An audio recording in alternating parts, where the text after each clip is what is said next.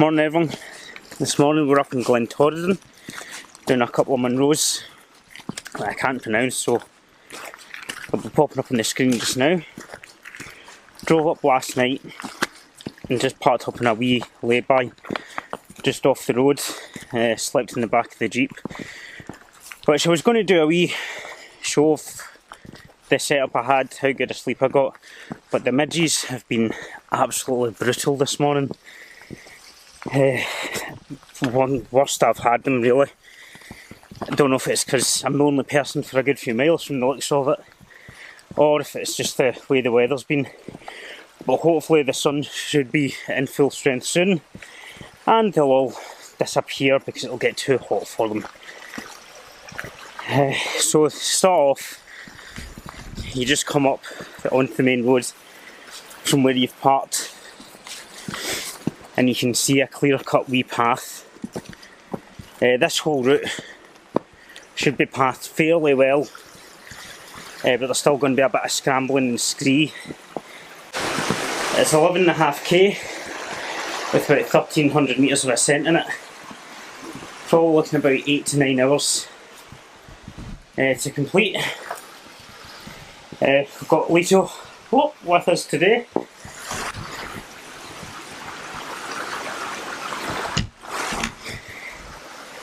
I've let her off the lead just now because I can see all the way up the mountain and there's no sheep.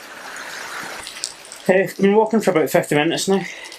We're about 550 metres ascended. Stopped in here just because it's a wee bit shaded in the path, but it still continues the big stony, well trodden path. It's quite good for walking. And you've got that stream all the way up, so Liathach's just been getting thrown in.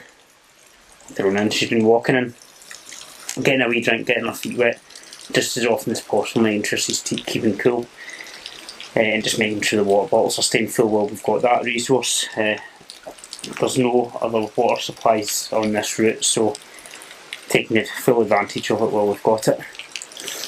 But yeah, it's been a tough climb, but so far it's going quite good. We're just about to reach the first peak, which is just up there. After we go up there, we'll be doubling back. There's a quite strong wind just now, hopefully you can still hear me over it. Once you come up your first ascent, you're met by this stunning view.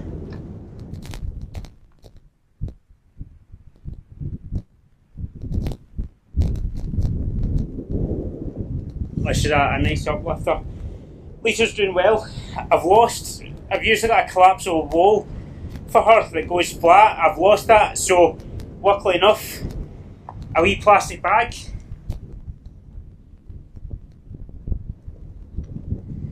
It's doing fine, she's drinking out of it. Uses up less space in my bag, it weighs practically nothing and I can just pour it back in. She's got her own bottle. It's getting really windy and I'm actually cooling down really quick because I'm soaked with sweat. So we're going to just crack on, get this peak done and hopefully try and get out of the wind, but I think we'll be exposed through most of the walk. We're 820 metres of ascent done, we're an hour and a half in. We've only covered a couple of kilometres, but it's still pretty good, it's all been ascent. But anyway, we're just going to crack on because everyone's about to blow away.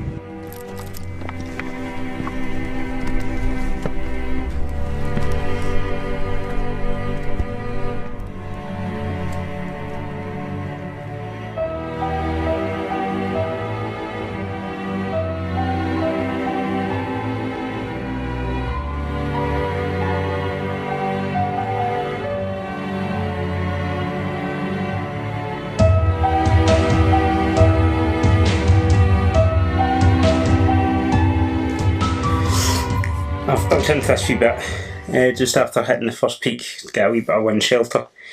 That's been just over 2k we've covered in about an hour and 45. I just think it's always important to make sure you don't get too bummed down, especially when you're first starting. That seems like you're doing about a kilometre an hour and you're thinking I've got another 5k to go, that's another 5 hours walking, but you've got to remember that's the worst of the ascent done. That's 800 metres, so I've got about 500 metres of ascent left, and that 500 metres will seem nothing compared to the first 8. So it's always just keep a bit of perspective on how you're actually progressing through the hills. The start is by far usually the worst of it. There's a few hills where that's not the case, the bigger circuits, etc. But if you're bagging 1 or 2 Munros, usually your first 2 hour of walking is the worst, and it's the most mentally challenging that you've really got to push through. So just always something to bear in mind, especially if you're new. We'll progress on, hopefully get a good time. I was aiming for 7 or 8 hours, but maybe get a wee bit quicker if we push on. Always depends on how long I spend pissing about with the filming. You can see the ridge just behind me. That's all really large stones. It's quite tough to actually follow the path, and there's a few different ones. I ended up swinging off to the right and coming round, which wasn't the easiest. It was still obviously an old path, but it definitely added a wee bit of effort on. It wasn't too easy for Leto either with the sort of stones it was, lots of gaps. We're just about to approach the ridge. You can take a lower route down to the left, which is a wee bit less exposed but a wee bit less exciting as well. So we're going to try the actual ridge. We'll see how Leto goes on. I've got the option of turning, coming back and taking the lower route if I want. Just hit our second peak and I've still got quite a strong wind, which is nice. It's keeping the sun off because there is a strong sun out, so it's keeping the heat down. Leto, shh! I'll need to get moving quick because she's not happy sitting here.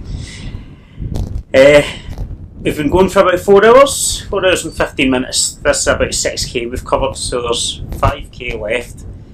I'd say probably about 2.5 of that is the descent, and then another 2.5 will just be that finishing point in the road. Brilliant views all throughout this hike. It's definitely one to do. It's not the simplest, and it's a wee bit dangerous in spots just due to the terrain and its very steep drop-offs, but the views are amazing, absolutely brilliant. Hopefully manage to get a couple of nice photos. We'll see how they come out on the computer once we get a bit of editing done, and they'll be okay. Right, she's moaning away. Hopefully another maybe 3 hours, 3.5 hours of walking. That'll have us finishing up for about 3:30, and then we'll go and get a late lunch.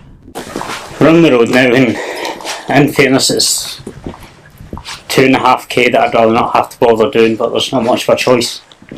But as far as roadwalks go, it gives you quite a view, and it's also kind of nice being able to see what you've just walked along, especially when you've got a cracking day like this and you've got clear skies. It gives you a wee bit of an extra sense of achievement, and the views are absolutely amazing.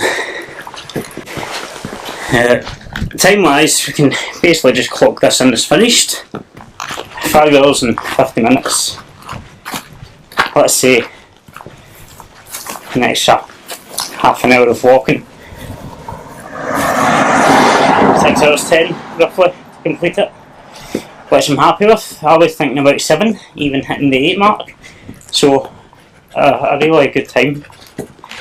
Happy with that. And that's the end of the video for this. I'll keep going. I'm off to a wee beach after here, and I'll be spending the night there. And then thanks for watching. I hope you enjoyed the hill. Subscribe, check us out on Instagram. Both of our Instagram tags will be on the screen just now, and they'll be in the description. I'll stick a link to the Walk Highlands page for where you can get the map and all the information for this hike as well. So it was a few weeks ago I finished the hike for Liathach up at Glen Torridon. I hope you enjoyed the video. The hike itself was good. Just do a quick overview of it. Overall it was 11.5k, 1300 metres of ascent. Finished it in 6.5 hours. That was including the road walk back up. It was quite hot. The walk back up the road was definitely a bit taxing. You did have a source of water on the ascent and the final descent. and that was in a pretty peak dry season as well, so I imagine all year round that water's always going to be there, so that's good to know. No signs of any wildlife on it, so for the dogs, if you're worried about sheep, not saying there's never going to be any, but there wasn't any sheep droppings, anything like that, any wool, nothing that would suggest they'd be about. Obviously you've got the odd chance of a rogue deer kicking about. When you hit the peak, just before the peak rather of your first one, you come to essentially the top of the ascent and the path hits a T-junction. To get the first Munro done, which is Spidean or Cure Leith, you need to go right, and that takes you up to the peak there, and then it's a case of double backing. A lot of people just head straight up that path and take a left so they don't actually hit that first peak. Not a big deal if you're not that bothered, but if you want to keep it all official and get to the top, you've got to take that right and double back. It also gives you a couple of nice extra views, just something to keep in mind if you're doing it. And obviously you should be fully aware of your route and whereabouts you're navigating to, so bear that in mind. Once you hit the second peak of Liathach, Grathan, something like that, you pretty much just south and beeline straight for the road. The first third of it is this really loose scree, so you'll need to be a bit careful just on that. Afterwards it hits your usual dirt path and you can fire on as you usually would. It's a really long, slow feeling ascent, not helped by the fact you've got that road to walk back. If you can, if you've got two cars, one at the top, one at the bottom, I don't know if it would be much better parking at the end when you're coming off the mountain and doing the road at the start, because it is quite a walk. It just depends how you feel, if you'd rather the easy finish or the slower start. Totally up to yourself and your own preference. It's a single track road as well, so you need to be a wee bit patient and step to the side when there's cars going by, especially some of the bigger camper vans that you'll definitely get. The main ridge, as I said during the video, it was too dangerous to do with Leto. Even just myself, with the strength of the wind, it'd have been a wee bit risky.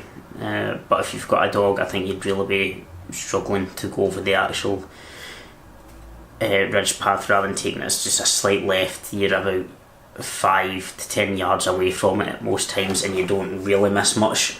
You still catch all the same views, just at slightly different points, so don't take any chances if you're not 100% confident. Just take that slightly lower route, keeps you out the wind a wee bit as well, and you're still doing practically the exact same walk, so make sure you're safe, because if you fell off that ridge you're dead, pretty plain and simple.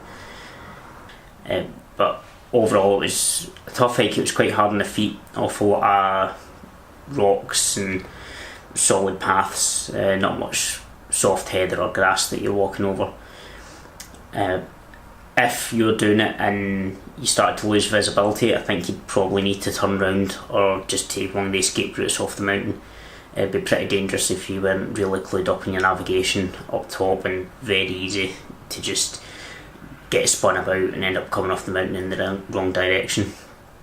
But on a nice clear day, definitely worth it. Views were fantastic, and one I'd be happy to do again as well. So if you've got any questions, just pop them down in the comments. I'll do my best to answer them. Give me a thumbs up, hit the subscribe and all that if you enjoyed the video. Anything else you'd like to see, just pop it down in the comments as well. So hopefully have another video up in the next week or two. I've not decided what the next walk's going to be, but I'll probably try and continue with another one up Ullapool way. They're a wee bit more exciting, some nicer views as well, and I'll take advantage of the weather while we've got it. So thanks again, see you soon.